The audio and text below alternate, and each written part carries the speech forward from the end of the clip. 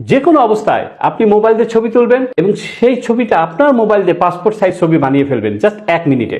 সময় বাঁচবে, পয়সাও বাঁচবে এবং এই ছবিটা প্রিন্ট করে আপনি যে কোনো জায়গায় ব্যবহার করতে পারবেন এবং অনলাইনে যে কোনো প্ল্যাটফর্মে আপনি ইউজ করতে পারবেন। চমৎকার একটি বিষয়, শিখে রাখেন, আপনার সময় বাঁচবে, পয়সাও বাঁচবে। ভিডিওটি শেয়ার করে অবশ্যই টাইমলাইনে রেখে দিবেন। প্রতিদিন ভালো কিছু জানতে আপনি আমার এই পেজটি ফলো করে আমার সাথেই থাকুন। আর এই জন্য আপনাকে যে কোনো ব্রাউজারে ঢুকে কাটআউট প্রো লিখে সার্চ করতে হবে। এখন আপনার সামনে অনেকগুলো ওয়েবসাইট ওপেন হয়ে যাবে।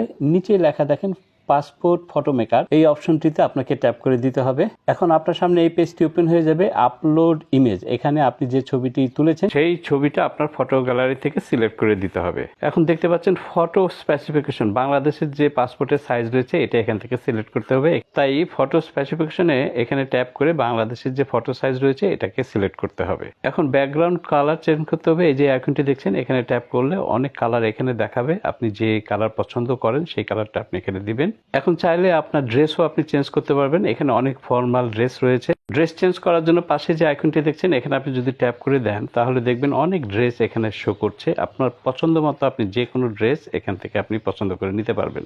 এখন আপনি ডান অপশনে ট্যাপ করে এখানে ডাউনলোড এইচডি এখানে ট্যাপ করলেই ছবিটি ডাউনলোড হয়ে আপনার ফটো গ্যালারিতে চলে যাবে।